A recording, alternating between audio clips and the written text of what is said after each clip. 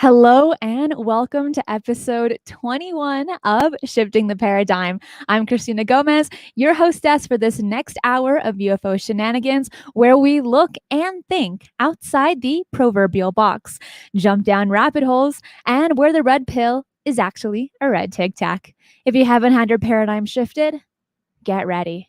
Hey to everyone in the live chat, Alien Girl, Cognitive Dissonance, Curious George, how's everyone doing? And of course, Jeremy's also in the chat as well, who's going to be our guest today. So I want to thank everyone for joining me here, along with the moderators. We're going to have a great conversation coming your way. Joining us today is Mr. Jeremy McGOWAN for the second time on the show. Jeremy was last with me here at the beginning of April. A trained observer, investigator, and veteran of the United States Air Force, he built what Luis Elizondo called the world's first mobile UAP tracker, the OSIRIS, which stands for the Off-Road Scientific Investigation of Response Informatics system. He is heavily embedded into the UFO UAP community and appeared on History Channel's Unidentified Inside America's UFO Investigation. His research and growth journey in the UAP community started in 1995 when he witnessed a still unknown event while deployed with the United States Air Force in Jordan. Jeremy guarded what is thought to have been a recovered nuclear device when he saw a UAP exhibiting extreme flight characteristics that it didn't follow any of the known laws of flight and physics. With all that being said, let's bring in our special guest, Jeremy. How are you doing? I am doing well, and apparently I smell like hot dogs. Cognitive dissonance thinks I smell like hot dogs, but they better be chili cheese dogs with a little bit of Tabasco on them. All right. You can't go wrong with Tabasco. You really can't. Absolutely. Christina, how are you? Oh my gosh. I mean, I'm drinking water. I'm staying hydrated, and I'm ready for this. I'm ready for today. How about you? Water. I mean, I'm not Russian. It really is water. No worries. So before the show goes live and I'm backstage and you're playing the intro, are you watching me bebop to the music that you got going on? I am. Oh, that's embarrassing. Okay. I'll have to stop that now that I know that that's visible to you. Only to me though. But a lot of the times when I have guests in and I play the intro, a lot of them dance to it. It's pretty catchy. I dance to it as well. It is. I like it. And just to bring people in a little bit, backstage before we went live, somehow this whole conversation ended up being about food and arepas. And for those that don't know what arepas are, they are the most amazing and traditional food in Venezuela. Yes. I could eat it every single day if I didn't make them. Mm-hmm. Yeah, they're not easy to make, but they're really easy to eat. Oh, yes. Let me know, people that are watching this live, if you guys have ever had arepas. It will honestly change your life. They're so good. Delicious. Breakfast, lunch, and dinner. You can't go wrong. Seriously, all 3 meals, 100%. So,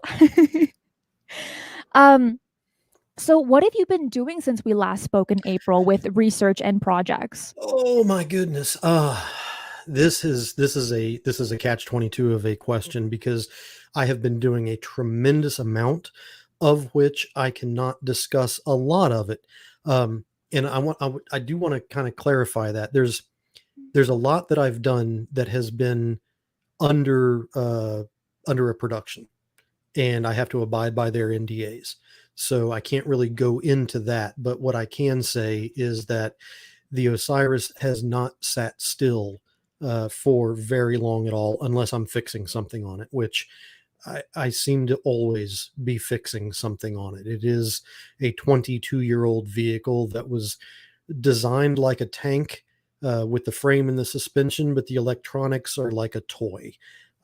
So it's constantly breaking, or I'm rewiring something, or I was out in Utah with Gary and Jason not too long ago, and I had a coolant issue, and I was actually in the parking lot of the hotel with a little butane torch and some copper pipe that I got from the parts store, heating up the copper pipe and melting it through to get good seals, just, roadside fixes to get the rest of the job done. But it came through, and we finished what we were doing. But I'm concentrating now more than anything on signals instead of optical. I've come to the conclusion that unless a UFO comes down and parks its butt in front of the White House and stays there for a good 5 minutes, we're probably not going to get a very good picture or a video of one. But I think that we can really gather a lot of signals intelligence on these things. And even before Ross Coulthard's book came out, and all the rumors and speculation about signals emanating from UAP, I've been chasing that dragon for quite a while. So I've built some decent sensor equipment and using some software defined radios and some specialized designed antennas and things like that on the OSIRIS to help capture some of these signals. And how often do you think you repair OSIRIS? Like how many times a month? Only on the days that end in Y. So every day. Pretty much, yeah. Yeah, pretty much. Like right now, I just bought 4 new oxygen sensors here in Las Vegas. We have smog requirements, so Mhm. you can't register your vehicle unless it passes smog inspection. And with your check engine light on, it will not pass smog. So this thing requires weirdly designed oxygen sensors that are not cross-referenceable to like Parts Geek or anything like that. You got to pretty much get them from Land Rover, and they cost an arm and a leg, and they take about a day to change because they're always stripped out, and you have to use torches and everything to get them in and get them out. So that's on my list for next week. Oh my goodness. I can't even understand, like comprehend how to even do those things. It's insane. It's a pain in the ass, is what it is. We are going to get into the main topic of a show in a little bit, but first I want to ask you some questions directly related to your field investigation and methods. So, there have been some rumors about certain frequencies that may be active during UAP activity. Yeah. For example, Jimmy Church told us during the episode of O.S.I.R.I.S, Brazil, that it is 144.1 megahertz. Is that the one? 144 megahertz, that is the same frequency that most remote control cars and things like that operate on. That is nowhere near what I'm looking for the correct words to use.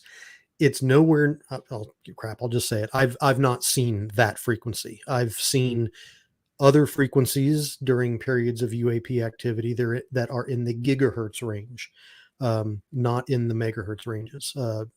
Obviously, everything can be discussed in megahertz, but when you get into 1,000 megahertz and above, you're actually talking about the gigahertz frequencies. So I think that what Russ Coulthard was talking about was the byproduct of a propulsion system that would kind of bleed over into radio frequency spectrums, and that the government was able to use those signals to be able to track UAP and things like that. And I believe that was up in the 3 gigahertz range.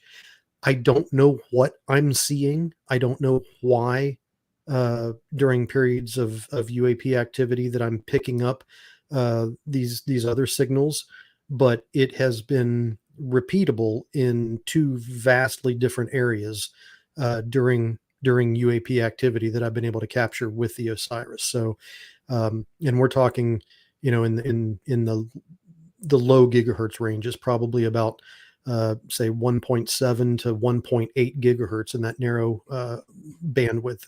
So it's something that happens, and maybe we're looking at multiple different types of UAP that are emitting different frequencies. I honestly don't know. Is that what you believe? These different frequencies are by different crafts or different, maybe even different races? Well, it's highly probable that it's by. Let's make a few assumptions. So if we assume that their propulsion system, whatever that may be, is affecting radio frequencies. If an Audi drives down the road versus a Lamborghini versus a Kia, their motors are all going to sound different, even though they're all domestically created vehicles, right? So it could be the same thing for UAP, that their propulsion systems possibly emit or affect the radio frequency spectrum in different ways, even though they're the uh, same origin. We don't have enough data to know yet, and I'm not even going out to say that what I'm picking up is in fact a byproduct of a propulsion system. I'm simply saying that it is a potential that what I'm seeing could be related to that. And I can respect that. I think the best thing is if you don't know what it is, then keep your mouth shut, right? Yeah. And to be honest with you, I don't think anybody knows yet. I sure as hell don't. But that's why I'm doing what I'm doing. If I knew, I wouldn't have to do anything. And hopefully, with the research that you're doing, you'll be able to find the answer and to share it with the rest of us because we're all curious and we're all want to know all the answers to all the aspects to the UFO phenomenon. But my question is, why don't you release your data in real time when you capture something? Ooh, good question. So there's several different reasons. First off, data itself is pretty nonsensical unless you have the context around which it was captured in. So if I or if I by myself with the OSIRIS, or if the OSIRIS is participating with an investigation with UAPX or whomever, if we go out and we capture a whole bunch of data, FLIR cameras, quantum random number generators, night vision technology, all sorts of things like that, and we just dump the data to the public, they're not going to know what we were looking at. They're not going to know location or direction or elevation or time of day or anything. They won't even have a clue how the FLIRs were set, if they were looking at things that were hot, if they were looking at things that were cold. So simply by dumping that data out to the public, in my view, would be irresponsible because nobody has the context behind which we captured the data. So what we're trying to do is we don't even understand our data yet. We're still poring over everything that we've captured. Um, we have hundreds and hundreds and hundreds of hours just on FLIR that we're looking at. I know the OSIRIS has caught hundreds of hours of video and other sensor data. And again, without that context, it doesn't mean anything. So what we have to do is we have to build that story of reality, who, what, when, where, why, and how, to explain the context in which the data was captured. And that's going to come out in peer-reviewed scientific journal articles that go through the entire rigorous vetting process of other academia looking at it and trying to dissect it and cut it apart and try to disprove it, or being unable to disprove it.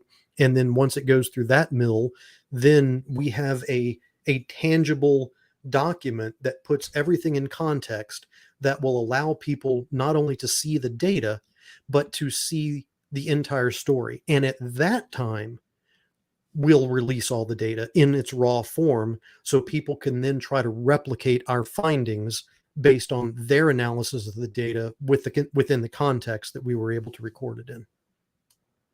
Alrighty. I like it. And I like the honesty and transparency that you have when you talk about this, instead of saying, well, I know all the answers and here you go. But the fact that you're saying that a lot of the data in many cases is not easy to understand when you're able Mhm. to kind of translate it, I think is incredibly important and honorable. So in overlay is a picture of Osiris something that you want to talk about, like right here, right now? Look at this beautiful picture we got going. And I also quickly want to say thank you to Deranged Lunatic, aka DL, for the super sticker. You're awesome. Yeah, so this is my love-hate relationship that you're looking at right now. I love it, it hates me. I've probably bled more fixing that thing than I have being in the military for 12 years. But as you can see, it's a pretty robust off-road design vehicle with some beefed up suspension and a whole lot of sensor equipment that is not only on the outside but on the inside as well. Just I've got multiple cameras. I've got multiple external sensors on it. I've got the Sky Hub, which is everybody thinks that Sky Hub is defunct, but they're not. It is just the U.S. based portion of Skyhub that is defunct. The European version is still going strong. I still have access to the data, the code base and the updates and things like that. And the European contingent is still plugging along with it. It's just a lot of the design on the hardware specs is changing. Um, but the OSIRIS is basically, it's almost an obsession at this point, because it is. I built this thing because I was convinced that we're never going to get any type of affirmative disclosure from this or any government. It's just not within. It's not within their. What's the word I'm looking for?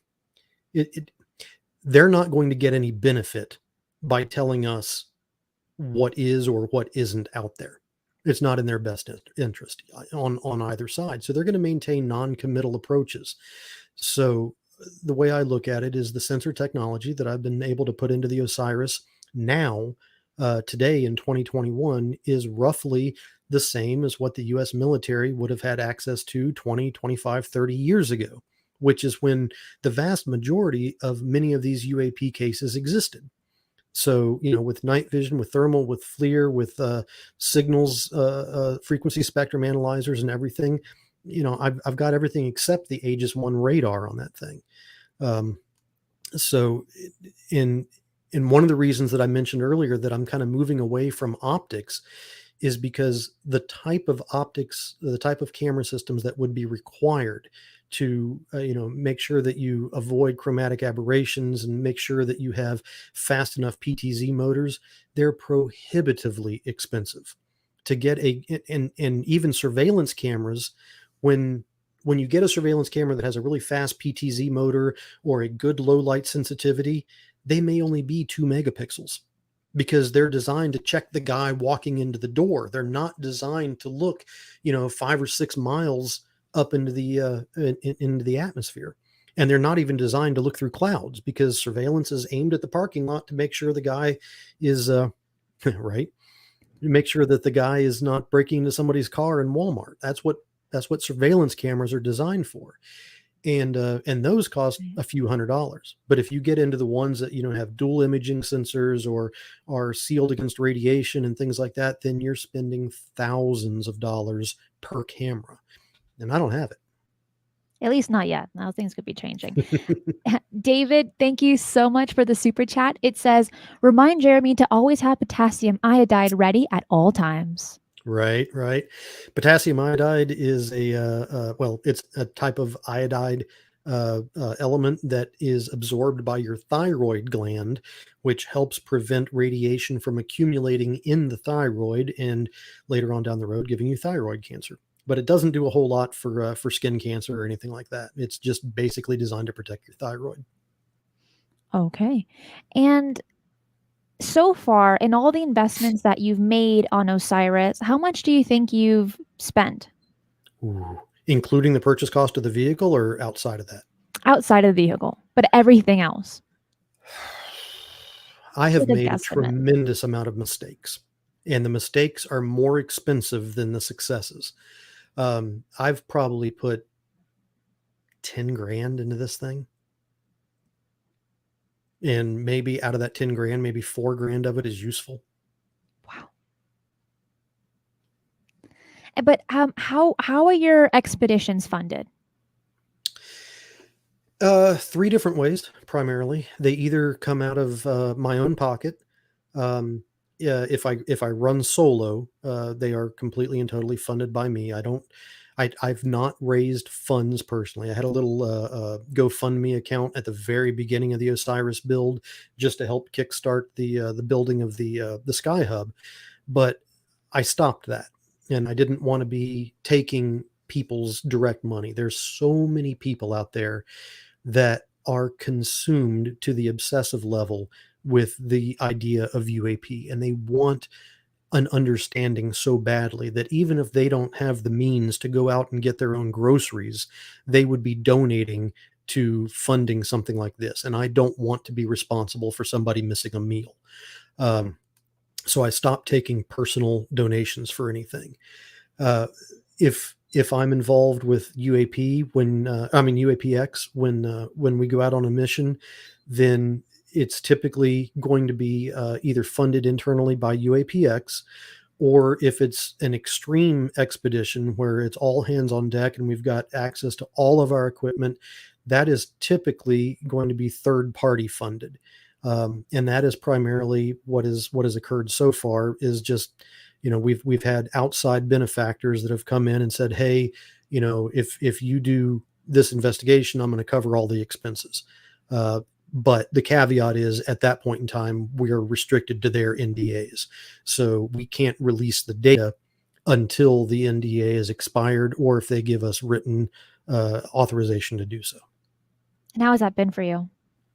Those expeditions they've actually gone quite well. We've never had any really big issues. We've gone out, we've collected data, and I can't really speak to what the data shows, not necessarily because of the NDA, but because this data isn't just photographic evidence. We're collecting everything from radiation signatures. We're going back to we're talking to folks at NASA to corroborate the data that we're looking at. If we get something on visual, whether it's FLIR or the cameras on the OSIRIS, then we correlate that with a ton of different types of equipment that we have. We build a story around it, and then we have our physicists that are on staff that go out and they talk to other scientists blindly. They will simply say, hey, this is data. Can this data be explained by any way, shape, or form that you know of? And they will not be given the context of the data because they don't want to taint the answers. So all of this takes so long and so much brain power and processing power to go through that it's another reason that we can't release anything in real time, because we don't even understand what we're looking at until it's been vetted internally and blindly externally for data validation. How long does that usually take you? Do you Upwards think? of 2 years. And Upwards of 2 years. and how long have you been working with the OSIRIS? About a year. So all the data you've collected so far, it still kind of needs to be understood. Yeah. Yeah. I mean, we've got one of our physicists who is writing special code just to analyze video because the programs don't exist. Luis, thank you so much for the super chat. It says yes. Thank you. My man. Yeah, this is not something that I got into this, honestly, for instant gratification. I wanted to put a camera on the top of the car and go out with a Sky Hub and, park under an oak tree for 2 hours, catch a bunch of UAP and go back to the world and say, look, I got proof. But that is not how this works. And I didn't even honestly realize it myself until I was surrounded by these other scientists and physicists and researchers and everybody else, and watching how honest science actually occurs. I had no idea personally that it was such a rigorous process to validate data. Because, and Gary even said it in the chat, we spend most of our time debunking our own data, and that's exactly what we do. I know on one expedition, I caught something on the OSIRIS's equipment that looked to me like a very rectangular, jagged object that was zooming across from left to right. It wasn't behaving in a pattern like a bug. It didn't appear to be behaving in a pattern like an airplane. But it it went through me, one other physicist, and then an engineer who reviewed that in association with another piece of equipment that was looking in the same place at the same time, and we concluded that it was a bird. But for some weird reason, the camera system pixelated the object's movement and made it look like a rigid structure. But it became very evident when looking at the other sensors and the other cameras that we had pointed at it at the time, it was a bird. I'd quickly like to say thank you to Akashi Chris for the super sticker. Thank you. And Icehawk as well. And Gary, thank you. It says, Jeremy, I need those cover sheets on the TPS report ASAP. Yeah. On Saturday. That'd be good. And Icehawk, thank you. It says, with the level of constant repairs required to the vehicles, there any plans to change it, or is it still financially wiser to just keep it repairing? Based on the fact that it is probably one of the most capable off-road vehicles that is in existence outside of like a rock crawler or a $150,000 Jeep, I'm keeping it, because currently I don't know of another vehicle that you can buy brand new that has the same capabilities that this thing did 22 years ago. And now we're going to take a quick break. Thank you and stay tuned. Hi there, I'm Christina Gomez, and here to tell you about this forthcoming special edition of Shifting the Paradigm. The focus is Demi Lovato's new show, Unidentified with Demi Lovato. And I've read a lot of comments and seen feedback in response to the preview of the show. But what excites me the most is that Demi's going to bring this topic to over 115 million adoring young fans on Instagram and 17 million on YouTube, and that these fans are going to be the scientists, researchers, politicians, and enthusiasts of tomorrow.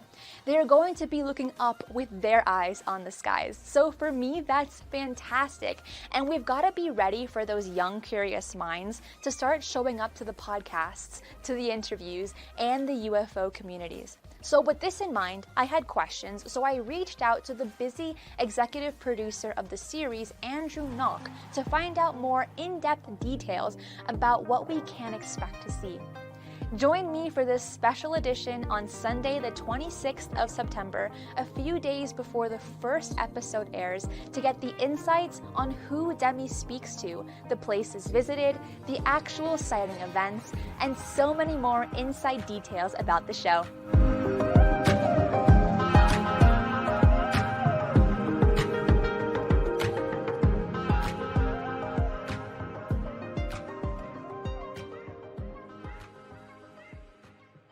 Hi, I'm Micah Hanks, and let me tell you something. I support Christina Gomez as a Patreon subscriber, and here's why you should too. She brings all of her unique insights to a whole new generation, and all while she's also going through college. Listen, support Christina, become a Patreon subscriber today. You won't regret it.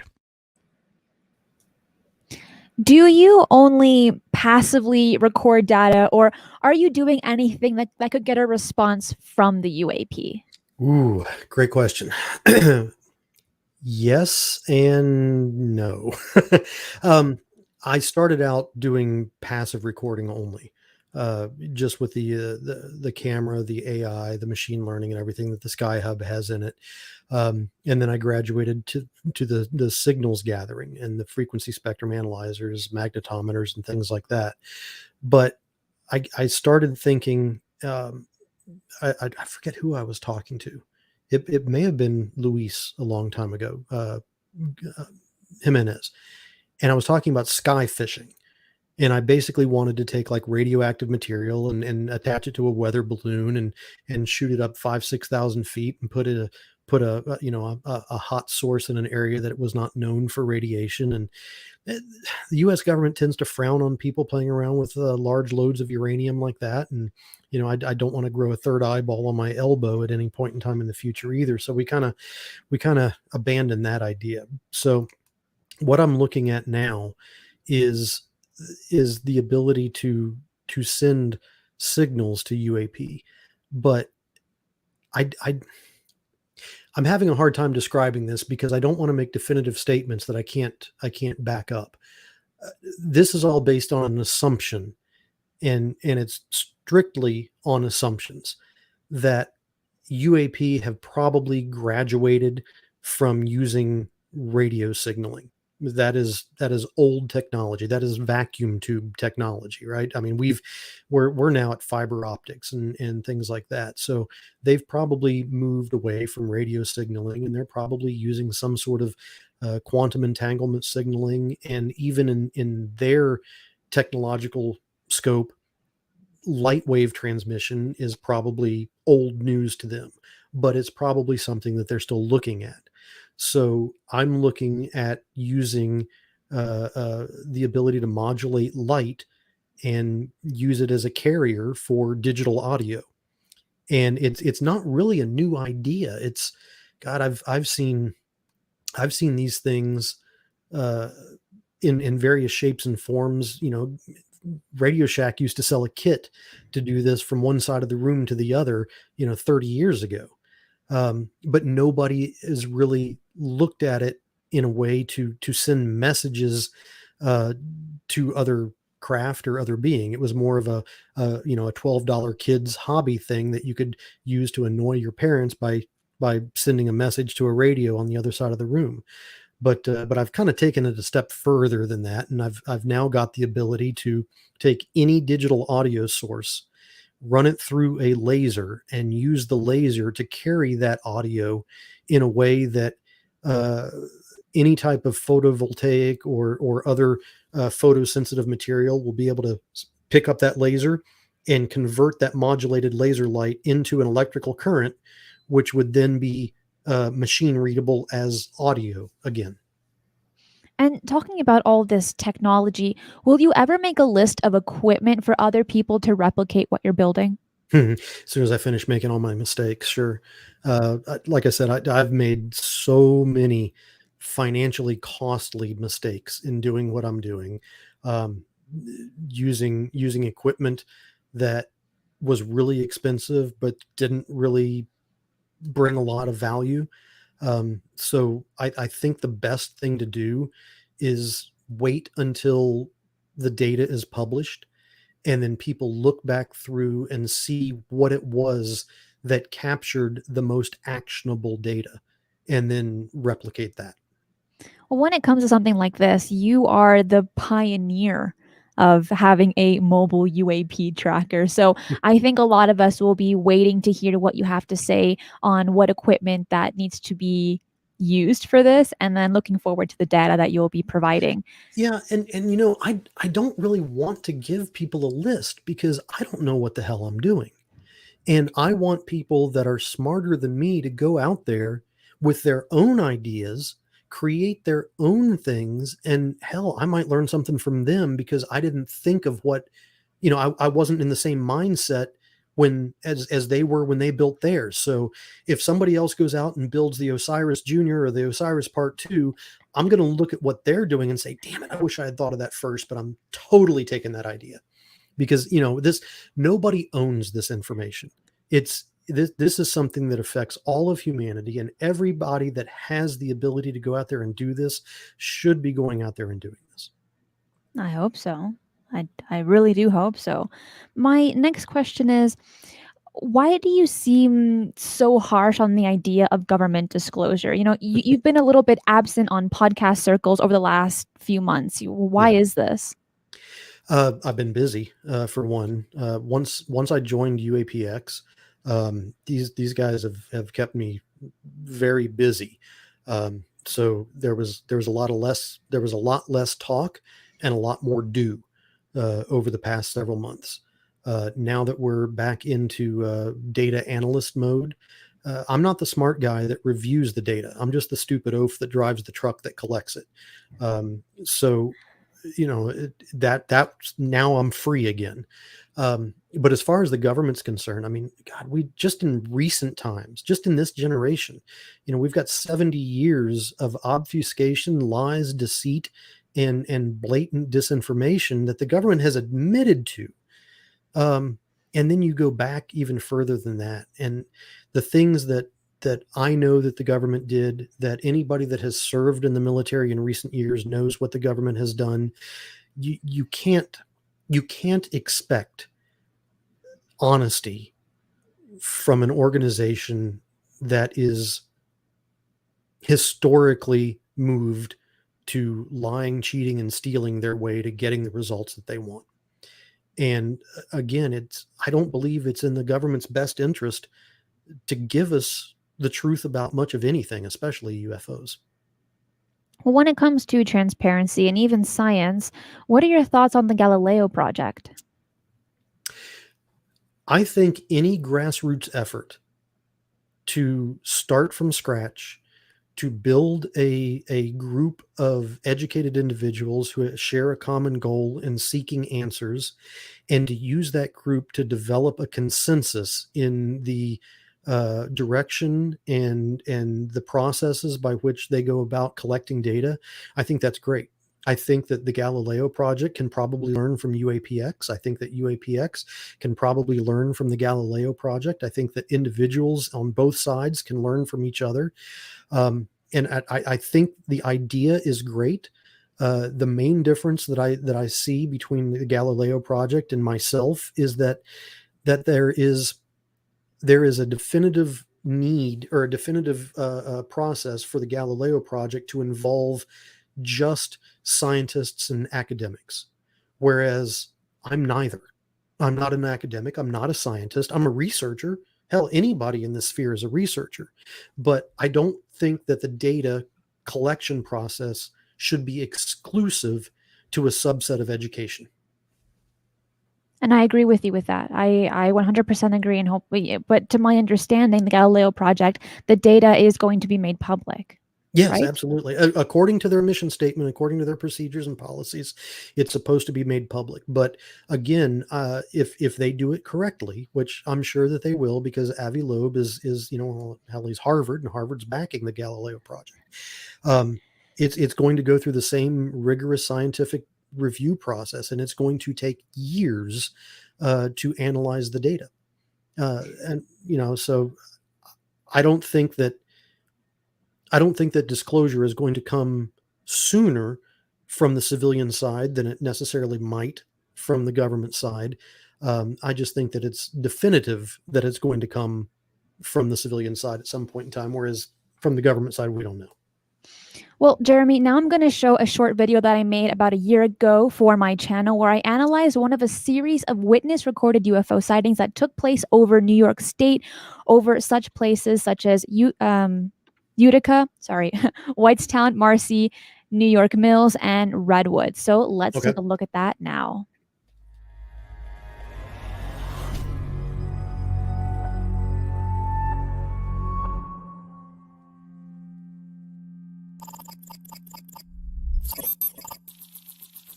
Hey there, hope everyone is doing great today. So here we have yet another New York State UFO video capturing several lights moving in the night sky over Bethpage. The witness narrates his curiosity with suggestions as what they might be. Let's take a look. I just went for a walk. No clue what that is. It's weird. Is it a drones? What are they? Oh. There's another one. UFO.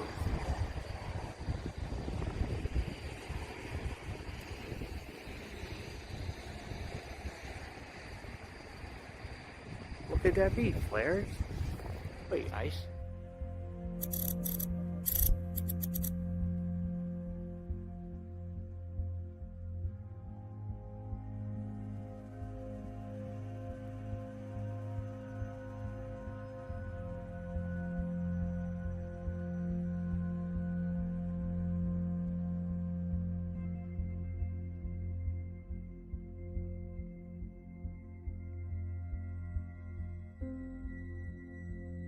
So there you have it, lights in the sky again.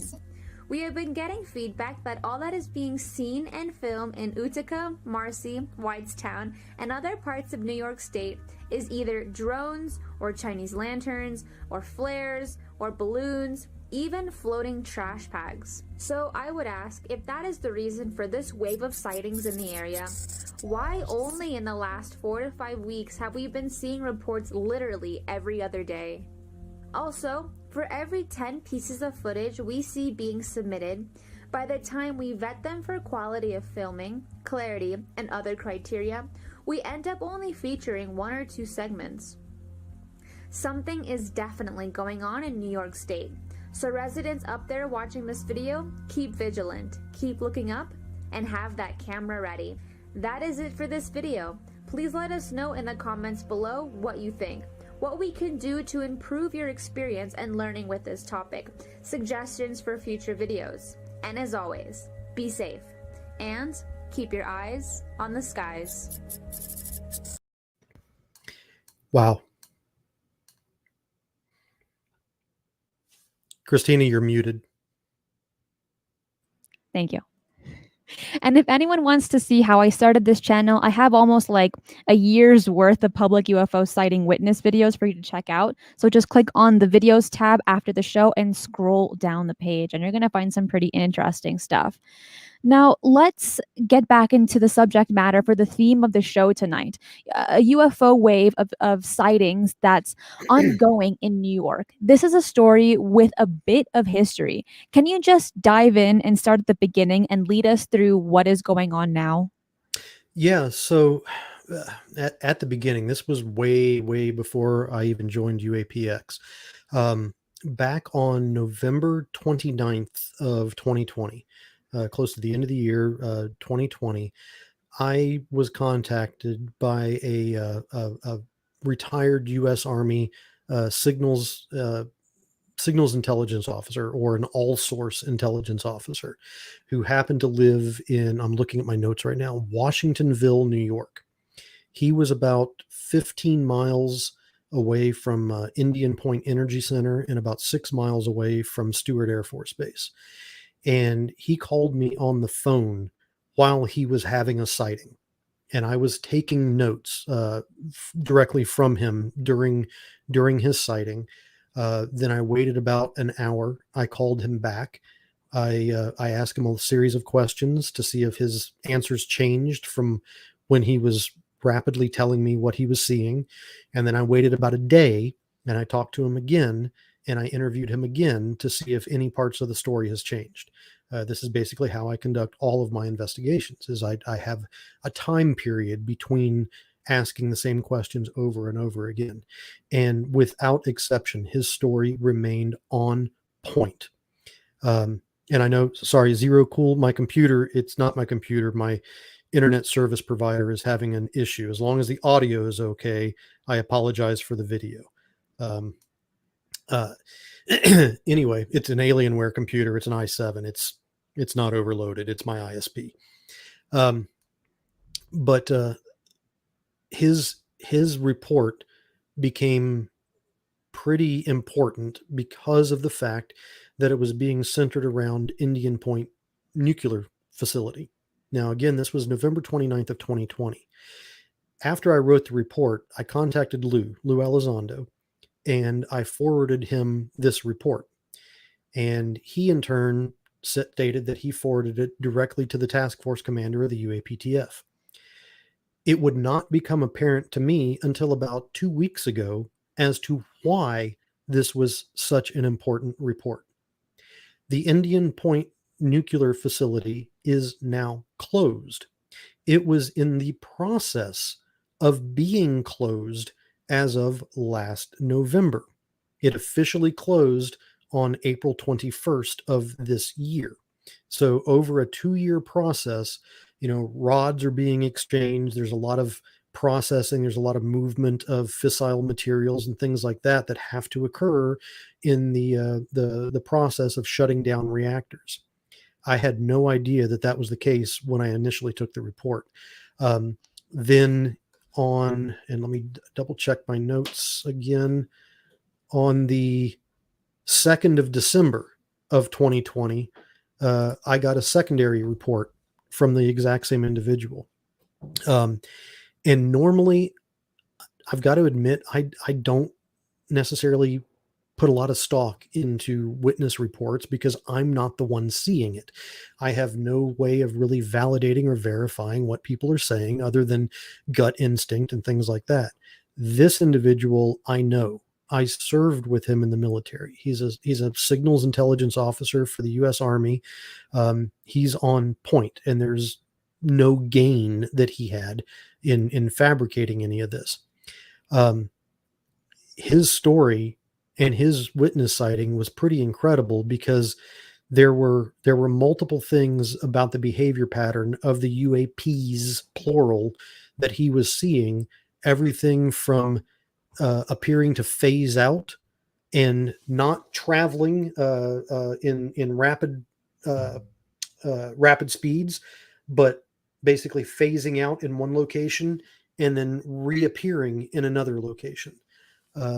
Things around the fact that there was multiple objects that were changing formations. They would go from a circular shape to that of a triangle shape, and then objects would appear and disappear from the middles of these shapes. And it was almost as if you were watching a Chinese drone exhibition for the 4th of July. But it wasn't that involved. It wasn't that intent, and it was triangulating the area. It was directly over top of the Indian Point nuclear facility 2 times in a row. And that was November and December of 2020. But it gets weirder because about a week ago, I got contacted by him again, and it is still occurring. Now, even though the nuclear facility is shuttered, it is still chocked full of fissile materials. There is, waste that is being removed. The rods are coming and the rods are being removed. The graphite elements and things like that are being removed and taken out, and the facility is being made safe. So there is a correlation between the initial process of shuttering the facility, along with a reemergence of the sightings of the UAP during the actual transportation and destruction or removal of radioactive fissile material. Well, it makes me question, why New York State? Like, why is it so active, and why such a history? Is this all connected to the longtime Hudson Valley UFO mystery? What are your thoughts on this? I don't know. I would think that there probably is some correlation. I don't know what that correlation would be, and I haven't seen any correlations. Primarily, this is mostly my fault because I don't do a lot of historical research on UAP. There's no way for me to review the original data or talk to the original data collectors or any of that. And to be honest, there wasn't a lot of scientific methodology involved in historical UFO research. Some researchers were very, very methodical in the way they went about it, but a lot of the more famous cases, there was no standardized methodology to it. So I don't put a lot of stock into it. But just simply because I know this individual, I know his credibility, I can put the skepticism behind me in this. So I'm sure that there probably is a link, but what that is, I have no idea. And Jeremy, now we're going to play a video to show of gadget work and research you're working on. So let's take a look at it, and perhaps you can explain it a little bit more to us. So I'm going to share your screen. Yeah. So first, let me apologize for the music that you're going to hear. This was version 1.0 of the laser communicating device that I assembled. I did not invent this. This has been around for decades upon decades. It's just I've taken it in a different direction. But what you're looking at on that vise on my workbench is a 1.5 watt 900 nanometer green laser with a diffuser lens on the end of it, simply because when I'm working in my house, I don't want to burn things down. And I've basically taken an iPod and paired it with the laser through a series of audio transformers. And what that does is the transformers will modulate the voltage of the laser, which in turn modulates the light wave of the laser as it's proceeding out. So when the laser hits a photovoltaic cell or a photodiode or anything that can convert light into energy, it Mhm. will convert that energy. It will convert the light into energy with the original audio signature to it. So if you take a look at this, I'll play it and then I'll explain what we were looking at.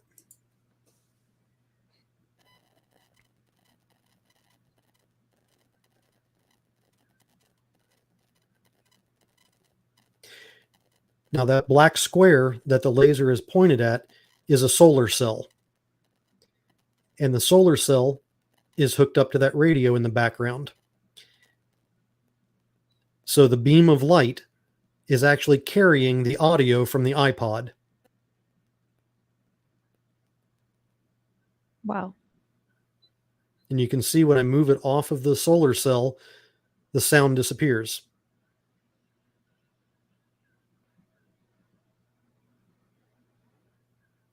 So the idea, again, behind this is to be able to transmit messages, transmit signals. And what I've done is I've taken, I'll go ahead and stop that so the audio's not overpowering. But what I've done is I've taken pi, 3.1459, whatever it is. Everybody knows what pi is. But I've taken pi, which is a numerical constant, and I've been able to convert that to an audio file. Each number 0 through 9 was matched with a certain note, and I used a signal generator to create each note as a sine wave in a constant audio stream or a constant audio volume. So I took a recording of the computer turning pi into sound and made a 3 minute and 14 second audio track of pi.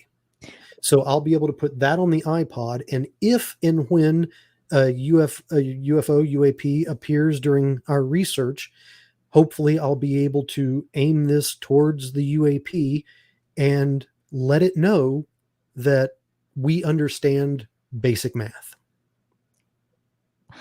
The video that you played, we weren't able to hear the audio, but Oh. maybe it's the audio input was set to mic, maybe. But Let if you me could retry that, let me take a look at that. 'Cause- Let's see. all of us are excited to hear what it sounds like.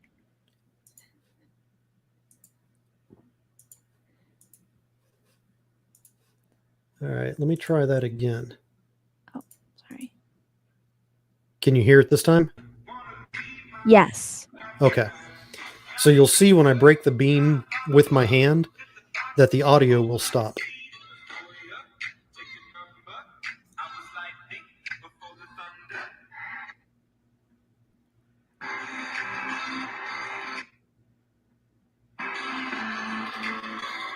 So now you can tell definitively that the laser is carrying the audio signal.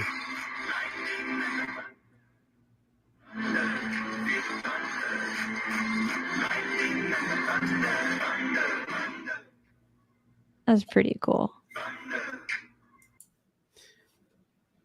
So yeah, it's a work in progress. There are other devices out there that can do this, but I don't know if anybody has done it with a laser before. It's certainly not my idea. I can't take credit for it. These kits, like I said, have been around for 30 years. I don't know. I'd never heard of it. That's really awesome. Ice Hawk, thank you so much for the super chat. And it says, a laser comm system is a really cool idea to pursue. Will it have a receiver in the chance a UAP pulse a beam of something in reply? I wouldn't know what to look for. I do have my frequency analyzer, my spectrum analyzer built into the OSIRIS through an SDR. I'm monitoring everything from about 1.5 gigahertz to about 6 gigahertz. It's the limit of my equipment. One of my ideas is that if we're looking at signals during a UAP event, and if I'm actually actively capturing signals, is to patch those signals into this and beam them right back. so that if we're hearing something or seeing something in signals from a UAP, hopefully I can turn those signals around, send them right back to them, not in a radio frequency send out, but in light wave send out. That way that they know that we received and we're hearing them, and that we're proving that we're acknowledging their existence. And how did you come up with this idea to use a light beam that transmits sound? I don't want to really get into that right now. There's a couple people that are a little sensitive to that, but it's again, this is technology that's been around for decades. And originally there was, God, I think it was 1986, 1987 Radio Shack catalog in one of their Christmas editions was showing something like this, just for kids to build as a science project, to be able to send music, or, they had a microphone hooked up to it, and you could put a little receiver on one side of the room and a very, very low powered IR LED. It wasn't even a laser. It was just an infrared LED, like out of a remote control, that would modulate and send the light to a photovoltaic cell. So this is just basically an adaptation of that type of tech. And coming back to New York State and the Hudson Valley UFO mystery, I've seen it mentioned in an article and also in a documentary that there have been unusual earthquakes over recent years, especially over the Hudson Valley area and further north. At the same time, UFOs have been seen and reported. Is this something you have heard of or come across before? Yes, but I don't know how extraterrestrial it is. There is a long history of the Earth creating plasma discharges before earthquakes occur, and basically you have, especially in tectonic areas where you have two tectonic plates that are constantly rubbing against each other and causing an insane amount of pressure, and when that pressure releases, that's what causes the earthquake. But I don't know if this is what's occurring because I haven't seen it.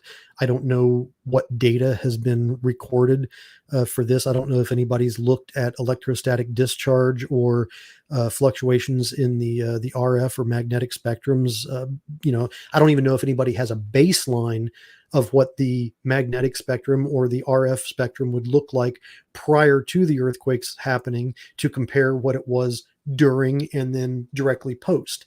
And that's a lot of the things that people are missing is, when we go out on an expedition, one of the things that we have to do is create that baseline. If we're reading radiation, we take a 24-hour period and we have to measure the radiation for 24 hours just so we know what is normal for that area. If we don't have the time to do it, we have to go back and we have to look at the Nevada test site, and we have to look at all these data points to find out what the natural background radiation source is. We have EMF spectrum analyzers and everything to create that baseline. So when we see something, we know it's a peak above the standard norm. And that's, I don't know if anybody's done that in that area. Jeremy, what's next for you and OSIRIS? Can you tell us what we can expect to see from you in the near future? Oh God, let me ask my wife what I'm allowed to do. I'm going to continue doing this until we get answers. And by we, I don't necessarily mean me. I mean humanity. This is something that it needs to be researched. It needs to be researched by more people than me, by more people than UAPX, by more people than the Galileo Project. We need everybody out there to be able to contribute to this in one way, shape, or form. And until we have answers, there's no reason to stop. Jeremy, thank you so much for being here today and spending time with us tonight. It's been fascinating and so educational. For my Patreon supporters, we'll be having an extra 15 minutes of Q&A, which will be uploaded on the Patreon page later tonight. So for those who aren't supporting this channel and my work on the Patreon already, hey, dude, what are you waiting for? Thank you, Jeremy, so much. Absolutely. My pleasure. Thank you. All righty. Thank you for everyone that's been in the live chat, all my moderators, Patreon supporters, all the super chats. Please share this show. Have a great weekend. And remember, keep your eyes on the skies.